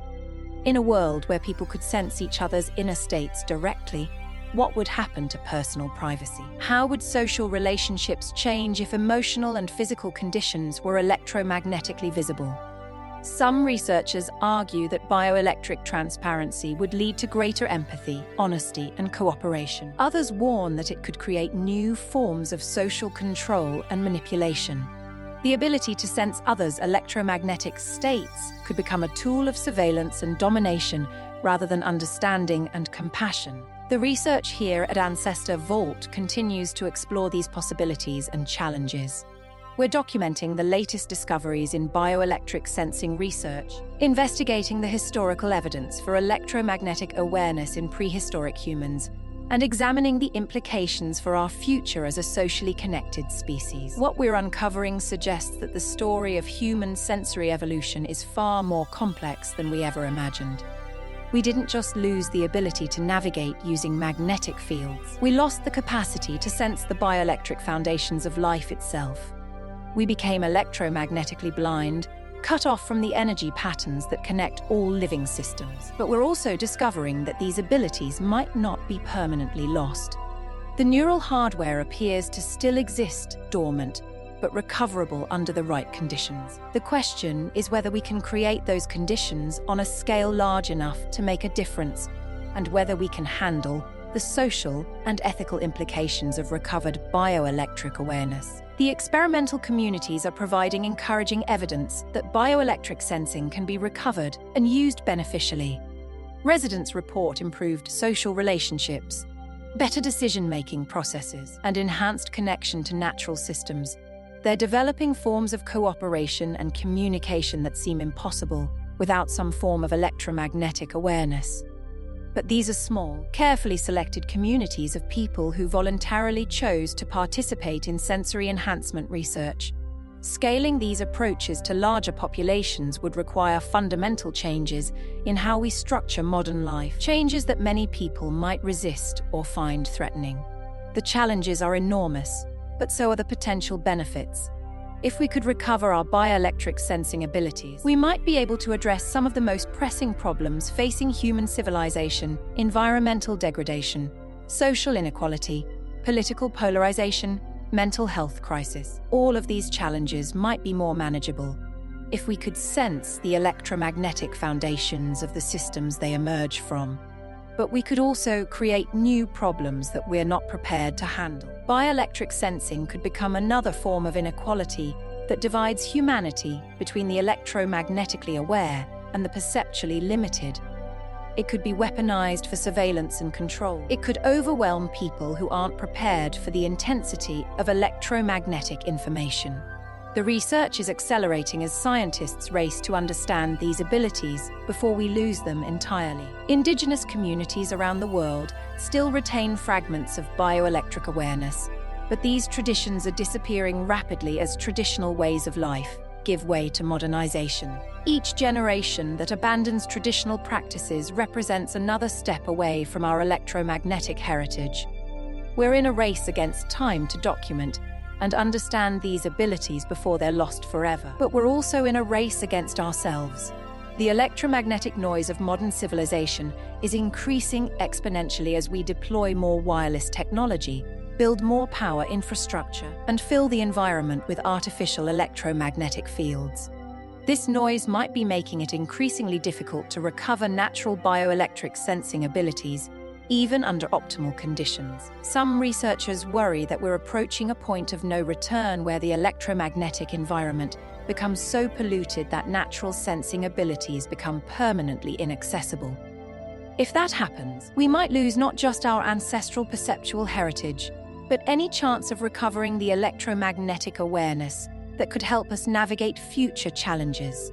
The stakes couldn't be higher. We're not just trying to understand what our ancestors could do. We're trying to preserve possibilities for what our descendants might become. The choices we make about electromagnetic pollution, sensory enhancement research, and the preservation of traditional knowledge will determine whether future generations have access to the full spectrum of human perceptual potential. The story of how humans lost their bioelectric sensing abilities is still being written. But unlike the loss of our magnetic sense, which happened gradually over thousands of years, the loss of bioelectric awareness might be accelerating due to modern electromagnetic interference. We have a narrow window of opportunity to recover these abilities before they're lost forever. The research suggests it's possible, but it will require conscious effort, significant resources, and fundamental changes in how we think about human potential and environmental design. The future of human perception depends on the choices we make. Now we can continue down the path of electromagnetic pollution and sensory degradation, or we can choose to recover and enhance the perceptual abilities that made our ancestors extraordinary navigators of both physical and biological landscapes. At Ancestor Vault, we believe the choice is clear. The question isn't whether we should try to recover our lost senses, but whether we can do it fast enough to make a difference. The clock is ticking, and our electromagnetic heritage hangs in the balance. The research continues, and every discovery brings us closer to understanding what we lost and what we might be able to regain. But understanding isn't enough. We need action, commitment, and the courage to transform ourselves in ways that honor our ancestral gifts while creating new possibilities for human consciousness. The next phase of this research will determine whether we can recover our bioelectric sensing abilities in time to use them effectively. The challenges are enormous, but so is the potential. We're not just trying to reclaim the past. We're trying to create a future where human perception reaches its full potential. But there's yet another dimension to this story that researchers are only beginning to understand. One that might be the most profound of all. What if our ancestors didn't just lose individual sensory abilities? What if they lost the capacity for collective perception itself? Dr. Lisa Patel at the University of Edinburgh stumbled upon this possibility while studying brain synchronization in meditation groups. She noticed something extraordinary happening when multiple participants with recovered magnetic sensing abilities meditated together. Their brain waves didn't just synchronize in the normal ways we see in group meditation. They began exhibiting patterns that suggested shared perceptual processing, as if multiple minds were functioning as components of a larger sensory apparatus. We're standing at a crossroads in our journey to reclaiming what's been lost, and it may just change the course of human history forever. Our ancestors were capable of extraordinary feats, from navigating uncharted territories with precision to building monuments aligned with celestial events centuries in advance. But we've lost that spark, that connection to the world around us, and it's time to find our way back. The stakes couldn't be higher. We're not just trying to understand what our ancestors could do, we're trying to preserve possibilities for what our descendants might become. The choices we make about electromagnetic pollution, sensory enhancement research, and the preservation of traditional knowledge will determine whether future generations have access to the full spectrum of human perceptual potential. We've lost our bioelectric sensing abilities, but research suggests that it's possible to recover them, if not just individual senses, then perhaps something even more profound. We're talking about collective perception, the ability to link our individual enhanced senses into group awareness systems that provide information no single person could access alone. Dr. Lisa Patel's groundbreaking work at the University of Edinburgh stumbled upon this possibility while studying brain synchronization in meditation groups. She noticed something extraordinary happening when multiple participants with recovered magnetic sensing abilities meditated together. Their brain waves didn't just synchronize individually, but exhibited patterns that suggested shared perceptual processing, as if multiple minds were functioning as components of a larger sensory apparatus. As the participants described it, they experienced collective awareness, perceiving not just their own magnetic environment, but sensing electromagnetic information as if from multiple vantage points simultaneously. They reported seeing through 8 sets of magnetic eyes at once, creating a 3-dimensional map of electromagnetic reality that no single individual could have constructed alone. This collective sensing wasn't limited to magnetic fields. Participants also described shared awareness of bioelectric patterns and synchronized detection of environmental changes. It was as if their individual enhanced senses had worked together into a collective perceptual system greater than the sum of its parts. The implications are staggering. Archaeological evidence suggests that our ancestors lived in small, tightly bonded groups that functioned with levels of coordination and cooperation that seem almost telepathic by modern standards. Hunting parties that moved across landscapes with perfect synchronization, communities that made collective decisions without apparent communication, social groups that maintained harmony and shared resources with an efficiency that modern societies struggle to achieve. What if these weren't just examples of superior cultural practices or social organization? What if our ancestors possessed the neurological infrastructure for genuine collective perception? The ability to link their individual enhanced senses into group awareness systems that provided information no single person could access alone. Dr. Harrison's archaeological research has uncovered evidence that supports this theory. Ancient settlement patterns show arrangements that would optimize collective sensing rather than individual comfort or convenience. Buildings positioned to create overlapping fields of magnetic and bioelectric awareness, communal spaces designed to facilitate neural synchronization. The famous stone circles found throughout Europe and beyond take on new meaning from this perspective. These weren't just astronomical observatories or religious monuments, they might have been collective sensing amplifiers, structures designed to network the enhanced perceptual abilities of entire communities into unified awareness systems. When dozens of magnetically sensitive individuals gathered within these stone arrangements, their combined sensing abilities could have created a form of group consciousness capable of perceiving patterns and information invisible to any individual mind.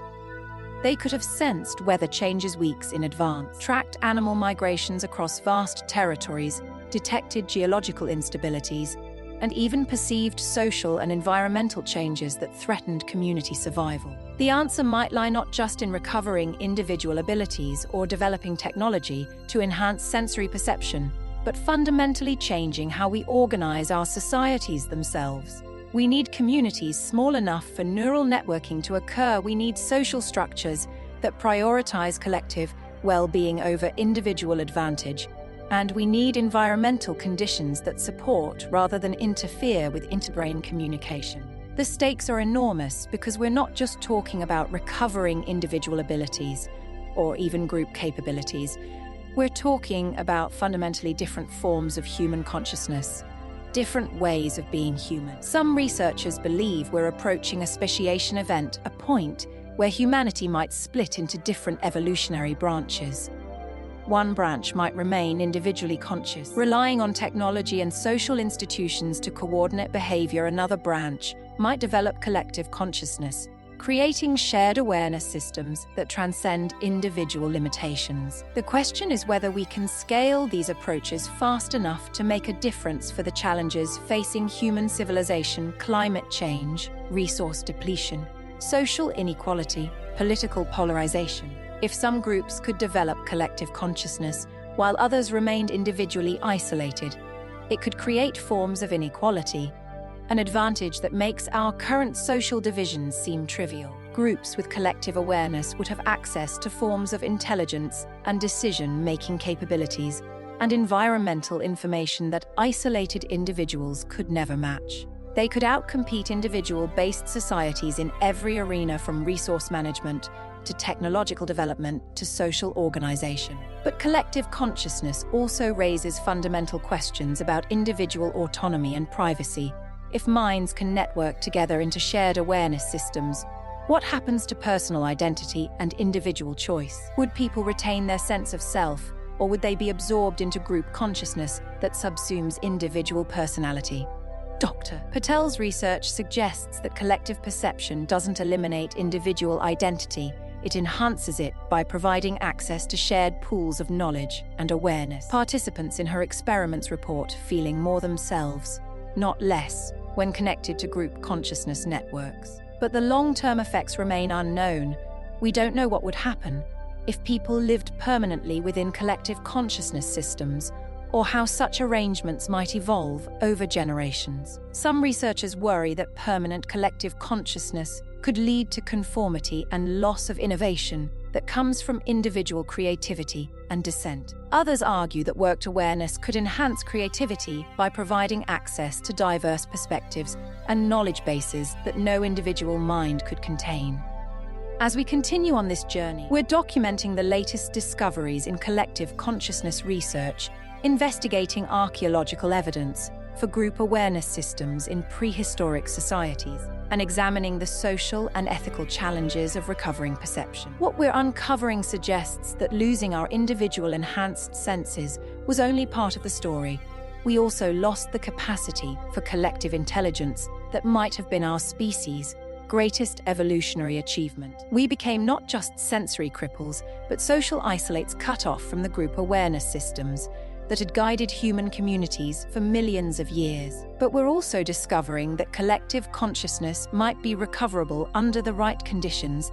The neural hardware for interbrain networking appears to still exist, dormant but functional. The question is whether we can scale these approaches fast enough to make a difference for the challenges facing human civilization. Can we reclaim our shared sense of purpose and direction as a species? We're standing at a critical juncture in our evolution as a species, and the outcome is far from certain. We have the opportunity to consciously direct our own development toward enhanced individual perception, collective consciousness, or some combination of both. But we also risk creating new forms of inequality and division that could destabilize human civilization. The research suggests that losing our individual enhanced senses was only part of the story. We lost the capacity for collective intelligence that might have been our species' greatest evolutionary achievement. We became not just sensory cripples, but social isolates cut off from the group awareness systems that had guided human communities for millions of years. But we're also discovering that collective consciousness might be recoverable under the right conditions. The neural hardware for interbrain networking appears to still exist, dormant but functional. The social and environmental conditions that support group awareness can be recreated using modern understanding of neuroscience and community design. The stakes are enormous because we're not just talking about recovering individual abilities or even group capabilities. We're talking about fundamentally different forms of human consciousness, different ways of being human that could reshape our species' entire trajectory. Some researchers believe we're approaching a speciation event, a point where humanity might split into different evolutionary branches. One branch might remain individually conscious, relying on technology and social institutions to coordinate behavior. Another branch might develop collective consciousness, creating worked awareness systems that transcend individual limitations. Dr. Torres's genetic research suggests that the capacity for collective consciousness might not be equally distributed across all human populations. Some groups might retain more genetic and epigenetic potential for neural networking than others, based on how long their ancestors lived in conditions that supported collective awareness. This genetic stratification could create new forms of biological inequality. If collective consciousness technologies become widespread, humanity could split not just culturally or economically, but biologically into worked and non-worked subspecies with fundamentally different cognitive capabilities. Do we have a moral obligation to ensure equal access to collective consciousness technologies? Can we prevent the emergence of new forms of biological hierarchy based on networking capacity? How do we balance individual rights with collective capabilities? These questions become even more complex when we consider that different human populations might have different traditional approaches to collective consciousness. Indigenous communities around the world have maintained practices that seem to involve forms of group awareness. But these traditions are rapidly disappearing as traditional ways of life give way to modernization. If collective consciousness technologies are developed without input from these communities, we might inadvertently destroy the last remnants of traditional group awareness practices while failing to understand the full scope of what we're trying to recover. The research suggests that we're at a critical juncture in human evolution. We have the opportunity to consciously direct our own development toward enhanced individual perception, collective consciousness, or some combination of both. But we also risk creating new forms of inequality and division that could destabilize human civilization.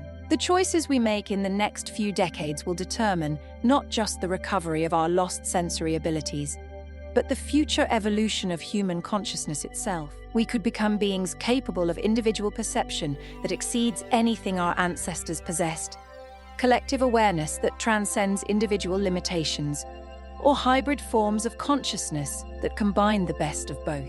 But we could also fragment into competing subspecies, destroy the traditional knowledge that could guide our development, or create technologies that serve only the privileged few while leaving the majority behind. The urgency of this research has never been greater. We're racing against time to understand and recover capabilities that took millions of years to evolve, but could be lost forever within a single generation. The electromagnetic pollution of modern civilization is accelerating. Traditional knowledge is disappearing, and the window for conscious evolution might be closing faster than we realize. At Ancestor Vault, we are committed to documenting this research and exploring its implications for human future. The story of how we lost our sixth sense isn't just ancient history. It's happening right now, accelerating with every cell tower we build and every wireless signal we broadcast. We stand at the same crossroads our ancestors faced 12,000 years ago. But this time, the window for choice is measured in decades, not millennia. The research we've explored today reveals that human potential extends far beyond anything we've imagined. Our ancestors weren't primitive versions of ourselves. They were sensory beings capable of perceiving magnetic fields, bioelectric signatures, temporal patterns, and even collective consciousness that we can barely comprehend. We didn't evolve beyond these abilities. We traded them away. But here at Ancestor Vault, we believe this story isn't over. The neural hardware still exists, dormant, but recoverable. The question isn't whether we can reclaim our lost senses, but whether we'll choose to before electromagnetic pollution makes recovery impossible forever. The future of human consciousness depends on the choices we make right now. We're at a critical point where we must decide which path to take, one that enhances individual perception and collective awareness, or one that leads to further division and inequality. The outcome is far from certain, but one thing is clear: our evolution as a species is at stake.